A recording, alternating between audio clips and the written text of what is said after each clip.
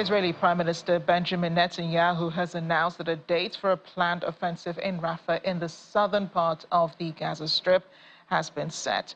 For several weeks, the Israeli government has been signaling its intention to launch a military operation in the southern city, where more than 1.5 million people, Palestinians mostly, are sheltering. Mr. Netanyahu reiterated the planned offensive is necessary for the elimination of terrorist battalions in the region. World leaders have been urging Israel not to go ahead with the plan. In a joint intervention made today, leaders of Egypt, France, and Jordan warned Israel the offensive would have dangerous consequences and threaten regional escalation. Meanwhile, Israeli Defense Minister Yoav Gallant is suggesting the time is right for a deal over hostages. The United States says it's not been briefed about the proposed date for the invasion of Rafah. This was relayed by State Department spokesperson Matthew Miller, who reiterated warnings that an incursion on Rafah would affect more than 1.4 million Palestinians living there. According to the Israeli Prime Minister, victory requires entering Rafah and eliminating the terrorist battalions there. This will happen. There is a date. There has been an increasing sense of frustration inside the United States government that they have not taken some of these steps that we have been recommending and urging for some time. And the president last week made clear that ultimately their policy needed to change, or ours would. I will tell you that the step that they are taking now is important, but it's overdue. Okay. It should have happened months ago. A lot of these steps should have been happened months ago. We're happy that they're happening now. We have made clear to Israel that we think a full-scale military invasion of Rafah would have an enormously harmful effect on those civilians, and that it would ultimately hurt Israel's security. So it's not just a question of Israel presenting a plan to us. We have made clear to them that we think that there is a better way to achieve what is a legitimate goal, which is to degrade and dismantle and defeat the Hamas battalions that still remain in Rafah. We don't think a full-scale operation in Rafah is something that we could support in any event, because we think it would, number one, harm all the more than 1.4 million Palestinians. I tell you that those reports are not true. They have not sent that message. But if Iran wants a ceasefire in Gaza, that ought to be something they can accomplish, because they have long supported Hamas, and they could press Hamas that they should accept the deal that is on the table that would achieve a ceasefire. Let's bring in the VOA's Linda Gradstein. She's in Jerusalem. Linda, the Prime Minister says a date has been set, but he's not announced the date, has he? No, he has not announced the date, and it's not clear if there really is a plan to go into Rafah or if it's just posturing, and he's trying to sort of pressure Hamas. At the same time, Israel did today announce that it is buying 40,000 tents that could house at least some of the population in Rafah would be moved to some area and put in these tents. It's not clear where. So it's another way of trying to pressure Hamas. Yeah, and the Prime Minister does seem to be tone deaf, Linda, to the warnings by the international community about embarking on this offensive, because this could be because he knows no one is going to stop him, and no repercussions for what he's doing. Is that concerning for most Israelis, knowing that Prime Minister Netanyahu is carrying on with this war on the advice of just a few people around him? Well, the truth is the majority of Israelis, polls have shown over and over, support the war, support the army. They don't support Prime Minister Netanyahu. His approval rating is at something like 19%, which is obviously very low. But Israelis feel that after what happened on October 7th, when thousands of Hamas gunmen, kind of stormed into Israel and raped women, killed 1,200 people, took 250 hostages, that Israel can no longer live with Hamas. So I think there is a lot of support for the war. At some point that may start to change. certainly there are growing protests against Netanyahu and his government. But it's also important to note that the right wing in Netanyahu's government, the hardline extremists like Itamar Ben-Gvir and Bezalel Smotrich, say that if the fighting ends without an incursion into Rafah, that they will bring down the government. Now, again, they're also posturing. It's hard to tell if they really mean it. So there's a lot of smoke screens going on here and a lot of posturing, so that it's hard to tell what Israel's intention really is. And the U.S. thinks the offensive in Rafah is a mistake, just like the other Israeli allies. Given the number of Palestinians who've died already in other parts of Gaza, there are fears that there will be an increase in the number of civilian deaths. Will that be a legit concern? Is it concerning for many Israelis that the main invasion, that this is all about the main invasion of Gaza and its occupation? Well, Israelis are concerned about what the United States thinks and says. The United States is Israel's most important ally, and President Biden has been very supportive of Israel. He came to Israel at the beginning of the war to show his support. So yes, there is concern. At the same time, many Israelis feel that it's Hamas that's responsible for the current humanitarian crisis and situation in Gaza and not Israel. That Hamas is using the civilian population as human shields, that Hamas is firing from inside populated areas. So while a lot of Israelis do say that they are sorry about the humanitarian crisis and the number of civilian deaths, they blame Hamas and not Israeli soldiers. In fact, what they say is when the United States was fighting in Afghanistan, in a similar situation when the Taliban were embedded among the civilian population, there were 9 civilians killed for every Taliban. In Israel, they say it's about 2 civilians for every Hamas gunman. So they say that Israel's actually doing better than the United States did in a similar type of conflict.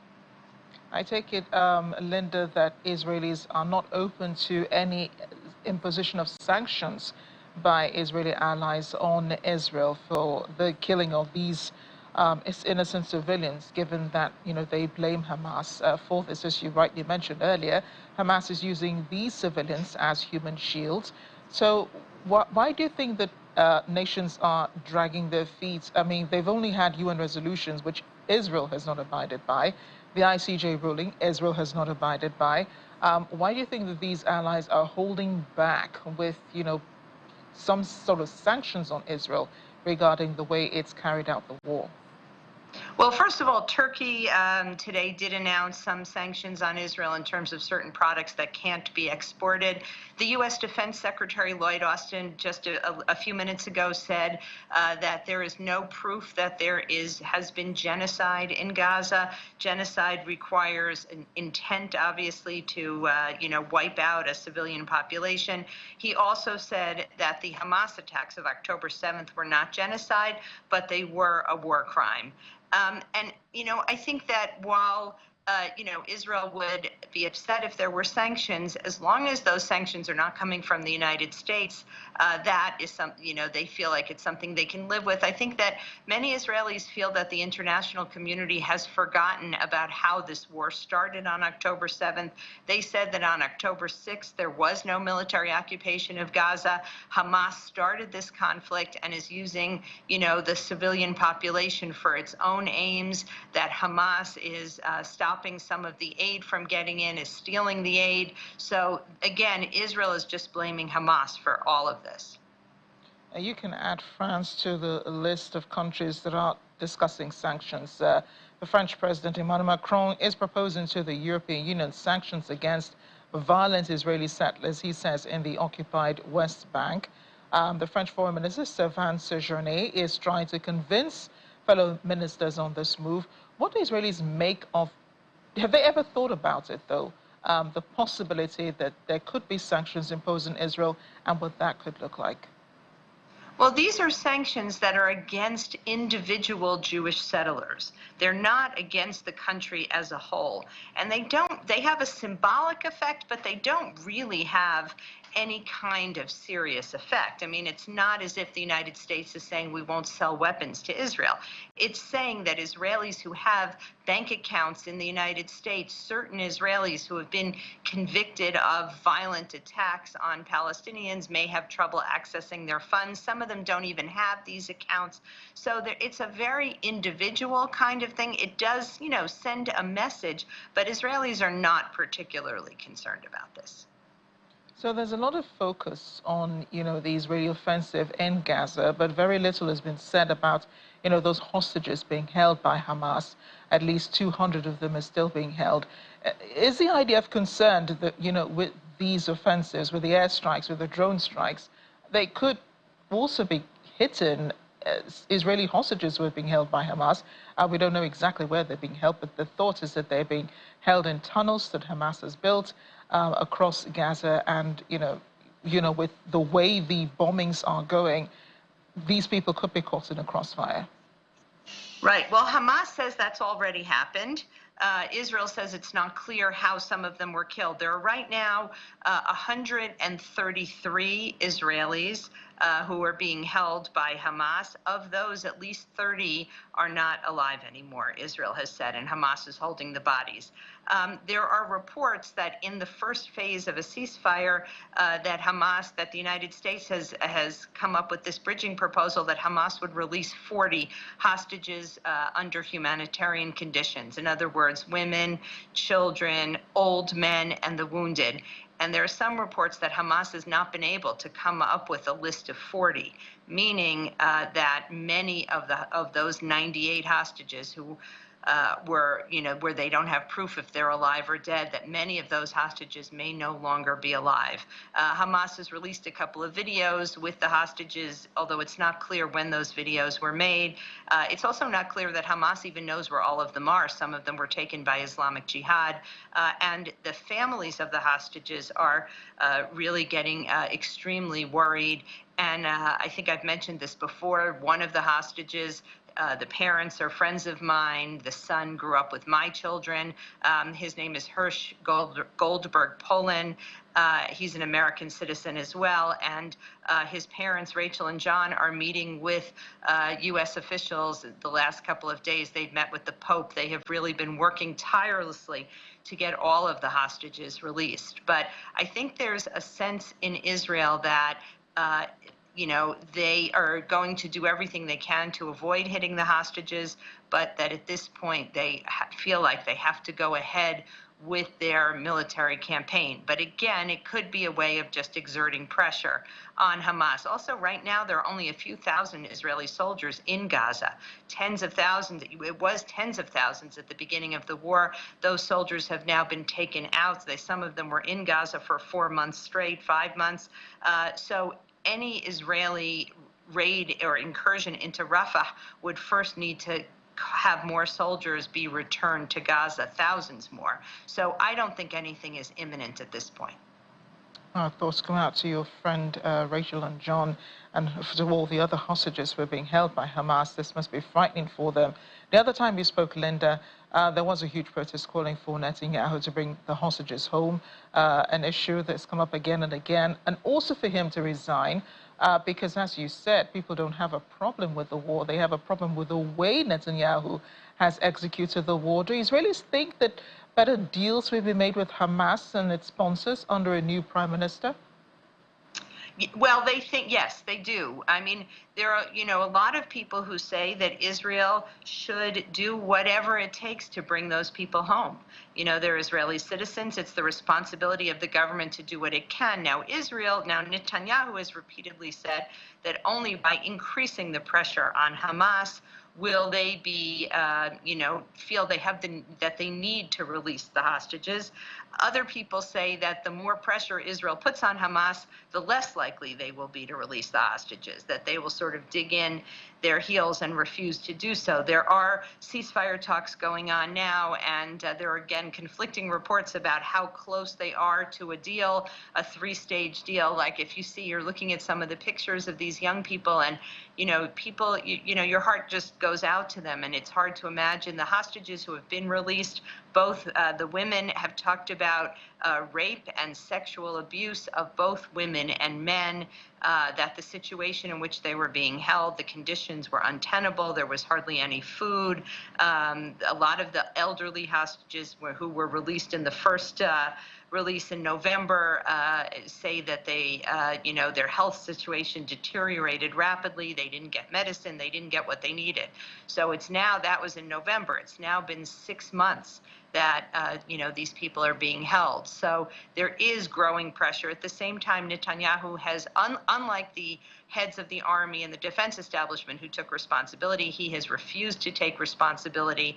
I think most Israelis feel that there will be another election, but that you can't hold an election during a war. But as soon as this conflict ends, however it ends, that Israel will go to new elections, that they just don't have a choice. Really tough decisions ahead for the Israeli people to make at this time. Linda, thanks for speaking with us, and do stay safe. Thank you.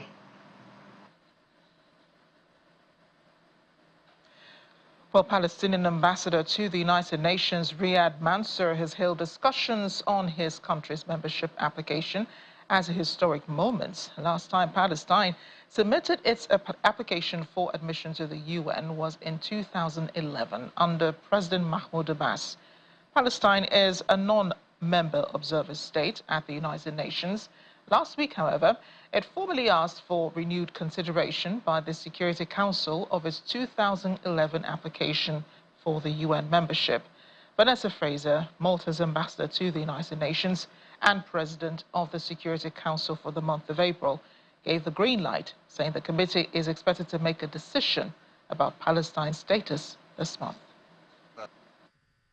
We just finished a meeting, open meeting of the Security Council, in which the Council unanimously deferred the discussion on the application of the State of Palestine for admission to the Standing Committee, the Committee on Admission.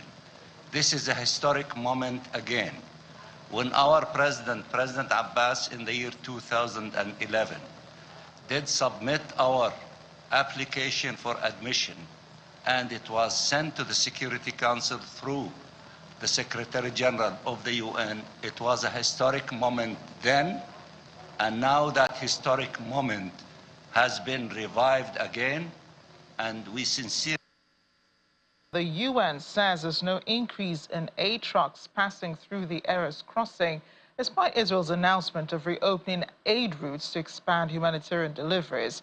UN spokesperson Stefan Dujarric said the UN Palestine Refugee Agency confirmed that aid trucks entered via the Rafah and Kerem Shalom crossing, but none has passed through Erez. Last week, Israeli Prime Minister Benjamin Netanyahu stated that Israel would temporarily reopen the Ashdod port to collect humanitarian aid packages, which would be transported via the Erez crossing with northern Gaza. No aid trucks have passed through the Erez crossing yet, at least UN-coordinated or UN-facilitated trucks. Yesterday, UNRWA tells us that about 103 trucks entered the Gaza Strip, and that's 64 via Kerem Shalom and 39 via Rafah, which has been, I think, roughly the same numbers as previously. So no increase yet? None at least through Erez. Germany has rejected Nicaragua's accusations of facilitating genocide in Gaza, stating that Berlin has neither violated the Genocide Convention for international humanitarian law. It comes as Nicaragua opened a case against Germany at the International Court of Justice in The Hague on accusations that Berlin facilitated genocide in Gaza through arms supplies to Israel. That means that for the Palestinian people that is being subjected, German companies involved in the military industry are directly profiting from the situation, as they have seen their share prices rise since 7 October. And they have substantially increased their joint development contracts for weapons with their Israeli counterparts. Yet Germany continued and still continues to this day to supply weapons and military assistance in general to Israel. The norms of the Genocide Convention, which are part of customary international law, impose the obligation on third states to undertake to prevent genocide. Surprisingly, Germany seems not to be able to differentiate between self-defense and genocide. Furthermore, Germany cannot invoke that Israel is in some state of necessity of its assistance for its defense and survival. In spite of its size and population, Israel is in the top 10% of the most militarily powerful countries in the world. In another development, Iran has inaugurated a new consulate building in the Syrian capital, Damascus, after the previous one was destroyed in an Israeli airstrike. Foreign Minister Hossein Amir Abdullahian and his Syrian counterpart Faisal Mekdad inspected the destruction before heading to the new building for the official opening. According to Iran's official news agency, both ministers met earlier to discuss bilateral cooperation, particularly economic relations. Syrian President Bashar al-Assad accused Israel of unprecedented brutality in Gaza and said that the attempt to crush the Palestinian resistance will never succeed. Over a dozen people were killed in last week's strike, which Iran has vowed to respond to.